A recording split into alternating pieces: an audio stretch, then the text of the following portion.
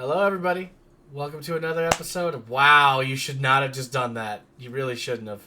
I clapped, and you clapped 6 seconds after. Welcome to today's episode of the PhazeCast. I'm Jeox, that's Xygni, Joe, and Eric, respectively. He's lagging really badly. How bad is it?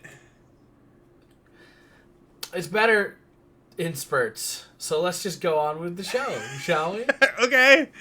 Okay. Okay, how come it's... Okay, now it's okay. What the fuck were you working on in the computer in the background instead of just doing this? I don't know. But I was asking you how to do shit. I don't have the PowerPoint open for the face point this time. I'm gonna murder this man. Alright. Hello, everybody. Hello. How's everybody doing today? Doing good? Great. Wonderful. We have a few things to talk about, I guess. You know, we got She-Hulk. That came out. As of recording this, tonight comes out House of the Dragon. Oh, is that the Game of Thrones spinoff? Prequel? The Game of Thrones tonight? prequel series. That's tonight. It airs tonight on HBO, which is a company... Oh, I want to talk... oh, yeah, that's something... Stuff. That's something else. A lot of stuff. So we recorded an episode, and I was, like, talking about how... Warner Brothers was discussing whether or not to have Ezra Miller apologize, and then they did apologize. And that doesn't mean shit. And that was like the weakest. Like, what do they think that does? I don't know. Something's going on at Warner Brothers that's not good. And they took off a ton of Cartoon Network shows, like shows with like 3 seasons. And they removed like 200 episodes of Sesame Street from HBO Max for some reason. They removed a lot of things from HBO Max. Yeah. Infinity Train. Yeah. A lot of just shows. OKKO. I doubt Young Justice is going to get another season now. No, I don't think so. Which is depressing to me. It's just bad. It's just bad. I'm not a... Yeah. It's annoying. It's very annoying. It's pretty stupid. I do not like this Discovery boy being in charge of anything. You, the Discovery boy? He can discover that he's going to make a lot less money. I feel like, here's how I think. I think that going into House of the Dragon, right? Going into House of the Dragon tonight, there's just going to be a couple of people who are just going to outright refuse to see it, right? Oh, there's a lot of people I think are going to be outright refuse to see it, not because of the HBO stuff. But yeah, well, this is HBO produced, so it actually has nothing to do with Warner Brothers. Yeah, but you know, I still think that's why I said it has nothing to do with that. But it still is on the platform. It has to. What I was going to say is that the thing that people who are not going to watch the show are about is because there are those people who are severely disappointed from the Game of Thrones prior. That's me, right? Baby. Yeah. Yeah, and it's whatever. It wasn't that bad. Get over it. But I don't know if that will hit that. We've tried talking about this. Let me just say. We have. I didn't know there were people who thought like that. I thought that everybody was unanimously disappointed with Game of Thrones. It's like one of the lowest rated season or series finales of all time, and yet here you are. It just there are parts of it that are great. You're all upset because you guys watched the Queen die because she was evil, but she hasn't changed at all during the course of the show. No, see, and I think that, and we've talked about this before, but I think there's a disconnect here where the issue is not what happens. It's how they get there. The issue is not you wanted like Daenerys 3 more went crazy. Seasons. She didn't go crazy. She didn't change her character. You dumb fuck. Hey, that's mean. I'm mean. That's mean. Good. We don't. You don't listen. You don't listen to me when I talk to you plainly. You just say, I want more. I want a little more. Well, so I gotta yell at you. Well, that's the more you get. I'm just saying that I think the issue with that show is just that they wrote it badly. It's not the... I don't think they wrote it that badly. I think they were told, hey, wrap it up in 8 episodes. Actually, what's interesting is they weren't told that. I think HBO wanted to go longer, but they wanted to get done and move on to their Star Wars trilogy. What are you crinkling? What is that? My rage at you. Rage doesn't crinkle. You don't know. They did want to go longer, but they wanted to move on to their Star Wars trilogy that they got fired from. Because they did such an objectively bad job. Wow, objectively bad, huh? They did a bad enough job. No. Let's break it down, shall we? We're doing this now, everybody. Sorry. The scene with Arya and the Night King, that was bad. No, and see, this is where I feel like there's the disconnect. It's not. Oh my God! Here we go. He's like, there's a lot of great shit in this. It's not about. But you know what? I feel like it's bad. Get the fuck out of here. It's not about the specifics of the events that occur. It's about the. Then what is it? It's about the way that they got there is bad. How? What about the way they got there was bad? You don't go into that ever. You just use that as a defense every time. You're like, I need a little more. I need a little more. That's not a good enough reason, bitch. Don't call people that. There's. I will call people, bitch. There's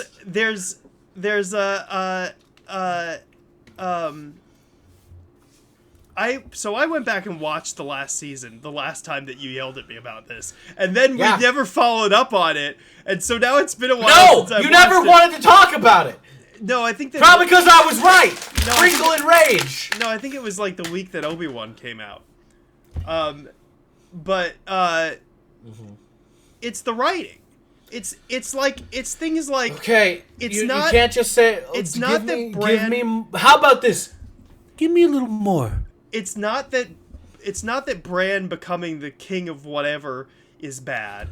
It's Tyrion going, and who has a better story but Bran? That's bad writing. That's what the issue is. It's not the event of him becoming that. It's how they got there.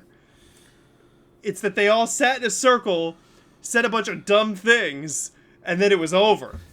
Can I point something out with that? Yeah. That's how wars end. Peacefully. A bunch of people sitting around in a circle and talking, because that's what you were supposed to do at the end of it all anyway. That's what you were supposed to do in the beginning before you went out and started killing each other. Sit down and talk. It's not the literal sitting in a circle, it's the dumb shit that they said. What did they... You said one line from Tyrion. Because that's Bran had a good story. That's what I remember, because my brain has blocked out the rest of the garbage. You wanted more. And you wanted a longer season. You wanted it fleshed out. You weren't happy with the ending.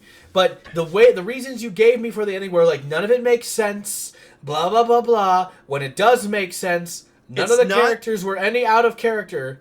Like again, it was. It's you not. You say this again and again and again. It doesn't make sense. You say the bad writing. Will you fucking listen to me? It's not that it doesn't make sense. Because I can see. But you didn't explain about how you got there, though. You're not explaining anything again.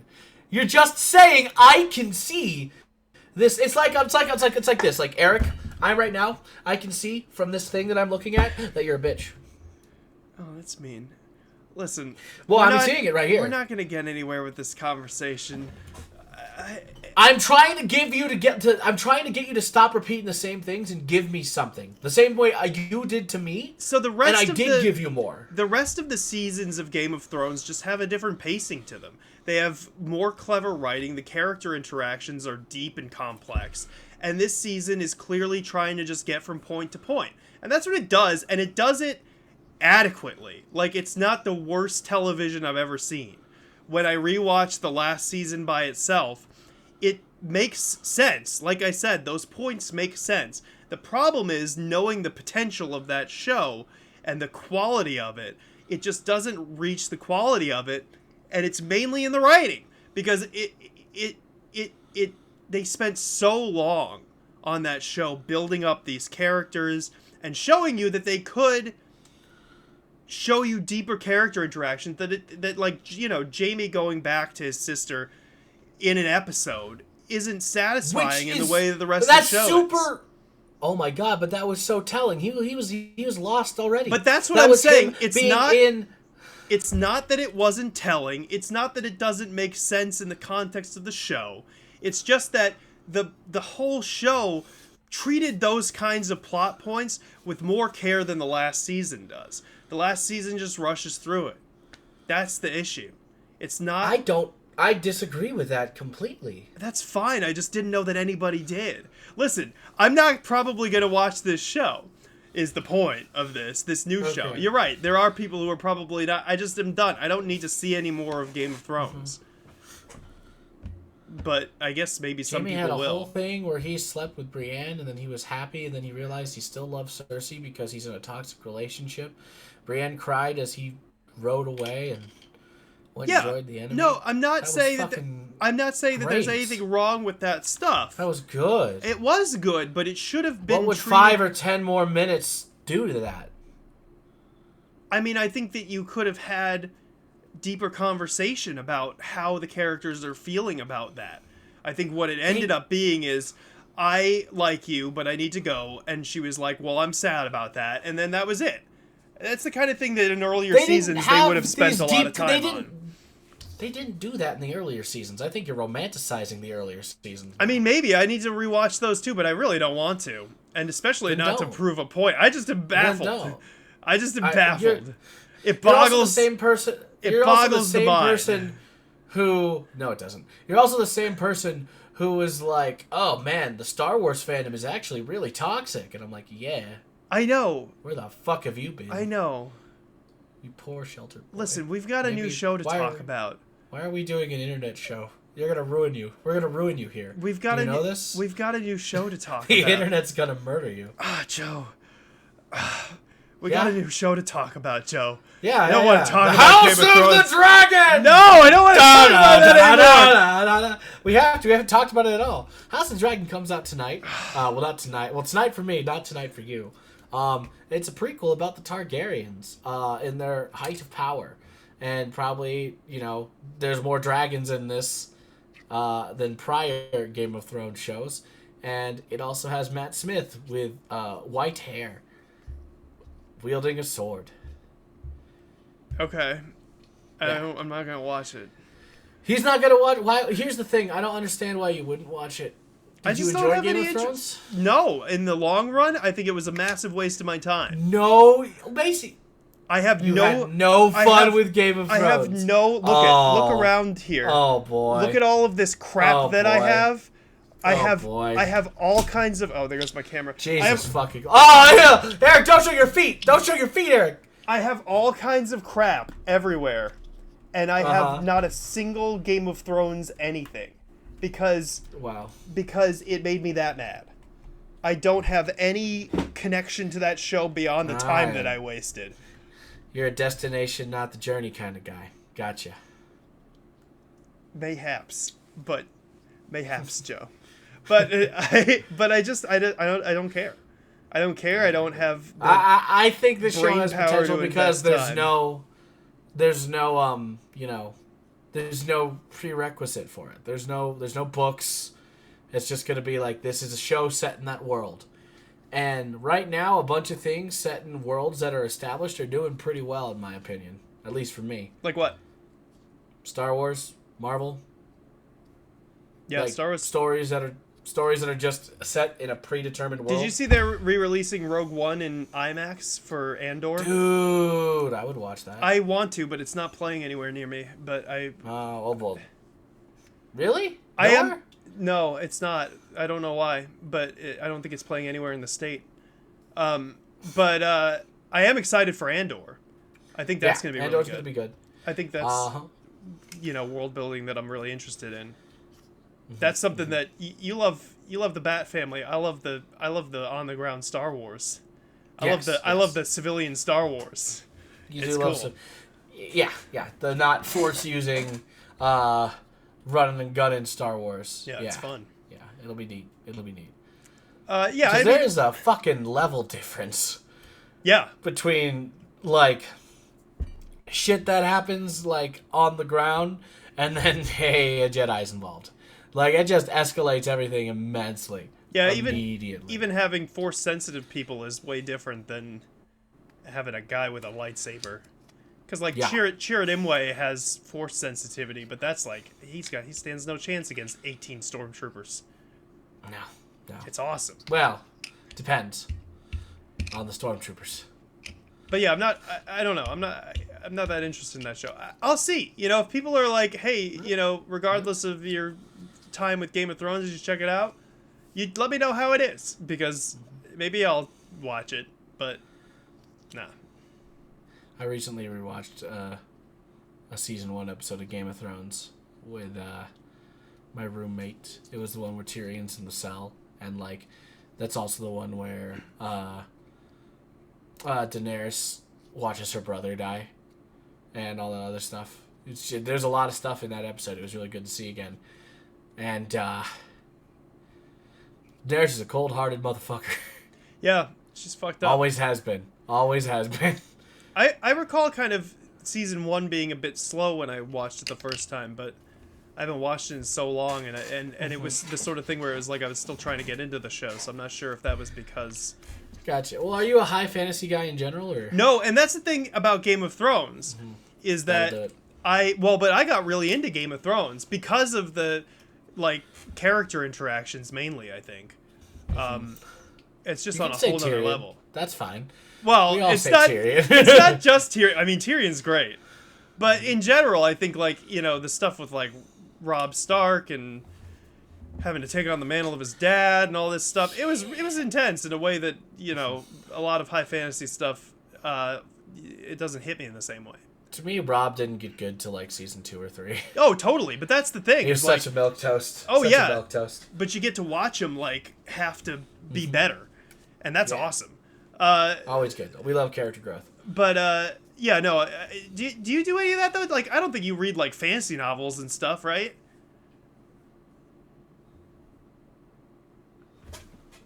I can't take the camera with me, but I have half a bookshelf that's all fantasy novels. I don't know. Oh really? I thought those were Kevin's. That also no. That bookshelf in Kevin's house. Yeah. That's also mine. Okay. That's yeah. I just have a shit ton of fantasy novels. I didn't know you read fantasy novels. Why didn't I know that? I don't know. I was gonna be an English teacher, right? Yeah, but I didn't know that was why. I'm also like a permanent dungeon master. I do D&D a lot. Well, I know you do that, and that's high fantasy. That is some high fantasy. That's high fantasy writing and world building specifically. No, I know. Hold on, I got a book right here. Hold on, this is I just purchased this one actually because I saw it. This is Kith and Kin. Just from the cover alone, Eric, you can tell. I can't see shit. You still got a dumb grin on your face on my screen. Oh well, it's Kith and Kin. It's the Critical Role novel actually, based on the prequel for the twin half-elves. I'm very excited to get started with it, and it's all about like it's a high fantasy book set in Tal'Dorei with my twins. I don't do any of that. One's a ranger. Yeah, I do a lot of that. I guess Critical Role counts. Critical Role is high fantasy. It definitely does. It definitely does. That's very high fantasy. I love. I think I brought it up on the podcast. I brought up the Aragon series that I hope it works out for Disney Plus. Because they're gonna do one of those. Yeah, I'm not hiding it. I'm sorry if you feel like I'm surprising you. I didn't know. Well, I just didn't know the extent. I mirrored it. I always thought that was more of a Kevin thing, but I suppose it Kevin makes sense. is nowhere. I'm going to say this on the channel right now. If he wants to say anything, let's go. Kevin is but a child in fantasy. Yes, he likes Lord of the Rings, and yes, he's like, I read the Silmarillion, but you don't remember anything from it. No, but that's not the point. I'm like, yes, it is. Yes, it is. That is exactly the point. See, I could never read the Silmarillion. I can. I can watch Lord of the Rings, I guess. If I was going to make a Lord of the Rings campaign, for example, in D&D, I would need the Silmarillion because that's just a bunch of Yeah. This is the backstory. This is the lore. Because to enjoy Lord of the Rings, you don't need to know about Onway or any of the other people all the way the name fucking dropping crossover. Onway. You don't need to know any of that shit. Because Lord of the Rings isn't about them. Lord of the Rings is about a hobbit and his journey with his fellowship, which he breaks off from in the first book. So like, it's just high fantasy with a lot of like big battles that like, you know, in a world you don't need to know. You don't need to know that Gandalf is this crazy mystical future from somewhere else. The fact that he's just a wizard who's really good at using a sword is all you really need to know in the context of the book as you learn more about the character and what he reveals and what he needs to be. I think that that's sort of my issue with high fantasy in general, though. And it's the kind of thing where if you get really into it, I guess it's rewarding because you seem to get a lot of enjoyment out of it. But I know for a fact that you already have experienced the beautifulness that is high fantasy. You just don't realize it. Star Wars? Or you do when you refuse. Yeah, Star Wars. Star Wars is not a sci-fi show. I agree. It's a sci-fi skin over fantasy. It is. Oh, absolutely. Star Wars is basic in the science fiction elements for sure. It's definitely more of a fantasy. The ancient old wizard then had the young hero come to him, handed him his father's magical sword. He then went on an adventure with a wizard and a rogue, daring man to rescue a princess. The wizard fell during this adventure, causing this man to rise up to the occasion and strike down against the evil with his friends. That's fantasy. It's definitely It's funny, I was just talking to a TikTok friend of mine, Dan Watches Movies. We sometimes talk about movies on there. And we were talking about the exact same thing. What does Dan do? What does he do? Yeah, what does Dan do? What do you mean, what does he do? What does he do? Like he talks about on TikTok. movies. What does he do? He talks about movies. Oh, he talks about movies? Yeah. Yeah, he's great. Dan watch movies? Yeah, Dan watches movies. You should follow him. But we were talking about, because I mentioned my favorite science fiction movie. I said it was Alien, but we talked about that not really counting because it's a horror movie. And then similarly, that Star Wars doesn't really count because that's a fantasy movie. It's 100% a fantasy movie. And you're right. I don't know why that. I think maybe because of the sci-fi skin over it that struck. Science fiction fantasy it should be its own genre because that's how I feel it should be. Honestly, though, and you're always like, oh, Eric and your simple thing, but there is some truth to that because the reason why Star Wars hits me is because it's simple. I can't because I don't like science fiction either. I can't. Yeah, it's too much in science fiction. It's too much. I think my favorite sci-fi movie would be Interstellar.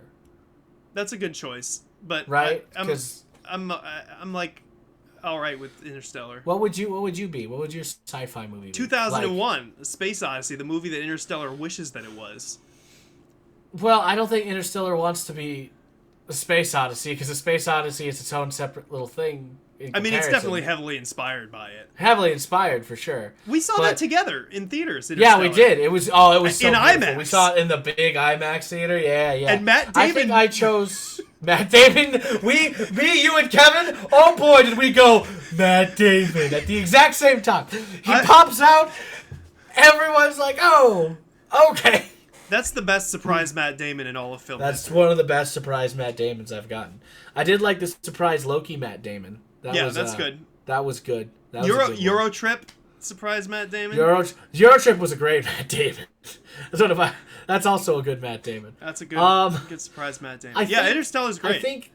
I think I chose because I think about Space Odyssey, and now I don't know if I want to change my answer, but I think I'm gonna lean more towards Interstellar because in my opinion, the best sci-fi films and genres still need to have that cling and measure to humanity, and I think Interstellar does that in a more beautiful way than a Space Odyssey. I see what you're saying. Space Odyssey is a very clinical movie. There's not a very lot of clinical. There's not a lot of emotion to it.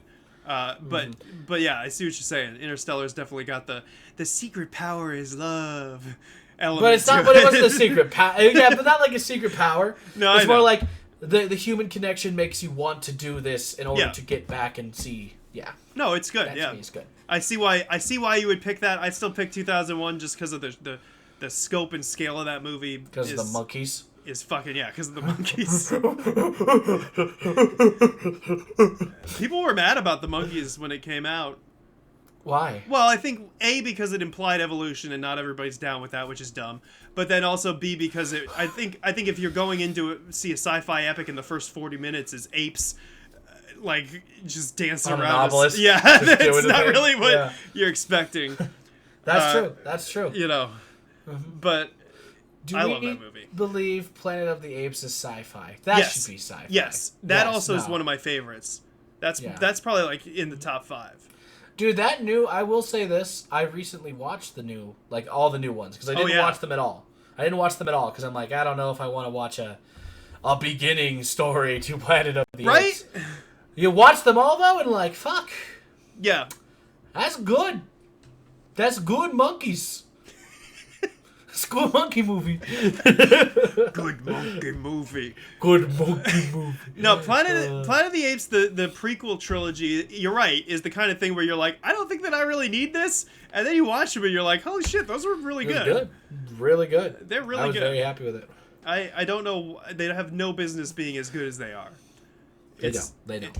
It's better than the Planet of the Apes sequels where they like worship a bomb and stuff. Anyway, She-Hulk also came out this week. We run too long. We are running too long. We're at 26. We've yelled at each other. We're at 27. We've talked about science fiction and fantasy. Yeah. I want to propose something to you right here, right now. All right. On this. What if we wait till She-Hulk's done and then we talk about it? I think that's a smart move because there's nothing that you can glean from that episode as far as like the structure of the show. Also, like, that's how they've been building them. They've built them into, like, and you've done a turnaround at every single Marvel product because of it. You were like, I don't know, like, halfway through, you're like, I don't know if I like this. And then when it ends, you've changed your mind at every time. Yeah, because it's structured like a movie. Let's watch it. Let's treat it as a movie, and we'll get to that point. We can talk about it between ourselves, I think, and I think that'll be fun. I am ecstatic that you said that, though, because, and I'll tell you why the main reason, without getting into the content of the episode, is because everybody already made up their minds before this show fucking came out, dude. Yeah, it's so frustrating. It's stupid. It's so never mind that we're like one episode in and the internet is losing their minds. Before it even came out, I don't know why people are upset. No, it was fine. But it definitely it's the first episode of a thing that like didn't even have the structure of like what the show is going to be like. Yeah. So like you can't really go off of much there. But yeah, I mean, I think the thing is, way before this show came out, people were review bombing it. People were giving it 1s and 10s on IMDb right out of the gate. Yeah, it got reviewed. Well, that's everyone's. Unfortunately, that's the tactic now. Is that people are just review bombing things. Mm-hmm. Although it really does seem they're only review bombing things that are, helmed by a certain demographic. It sure does, doesn't it? Isn't that funny? Fucking so stupid. Was there a review bomb push like this for Moon Knight? Not really. No, Miss Marvel got review bombed. Miss Marvel and She-Hulk did. Miss Marvel, She-Hulk. It's crazy. Funny. It's crazy that Miss Marvel and She-Hulk are getting just review bombed for no reason. It's almost like there's a different reason why people... And, it's just crazy because I feel like if you try to confront people about that, they're like, well, it was not that. Yeah. It was the editing. And it's like, okay, well, maybe actually sit down and think about the thought before you deny the thought for a bit. Yeah. And then we can have a conversation after. Have a little bit of an internal processing about how you got to that point. And it sucks, too, because it's like you can't have a conversation then about the editing. Because nobody is acting sane about it. It's crazy. No. It's just insane. It's just going to be a show about a woman who turns big and green and is a lawyer and who wants to crush people. People didn't give a shit when it was Lady Dimitrescu. They were really horny about it. Why can't people just be really horny about things? I'd rather have horny than hate. Speaking of horny, I will say there were a lot of feet in this episode. We have a horny over hate thing here. That should be our logo. Our PhazeCast. Horny over hate. Is that your new tactic, Joe, to just ignore? Oh no! We gotta stop. I have insufficient disk space, apparently. It stopped recording. No. The audio's still rolling, right? Yeah, no, it did. The audio's still rolling, right? No, it didn't. It did. Okay, yes, it did. I'm telling you, it just said, "Hey, insufficient disk space." I brought up feet, and it just stopped. Yeah, but spontaneously. I don't believe yeah, that. I know. That's what I'm telling you. No, I'm serious. I'm sorry. There's nothing recording on my side. This is just the end screen. Guys, I'm sorry. Oh, no. I guess we'll have to talk about feet next time. Wait, hold on. Eric put this as part of the ending screen. The smash of the cast is Zorna. You could just look at her. Just take a look at her. And you know what I'm talking about. All right, it's Zandra. There she is. You know why she gets the smash. Goodbye.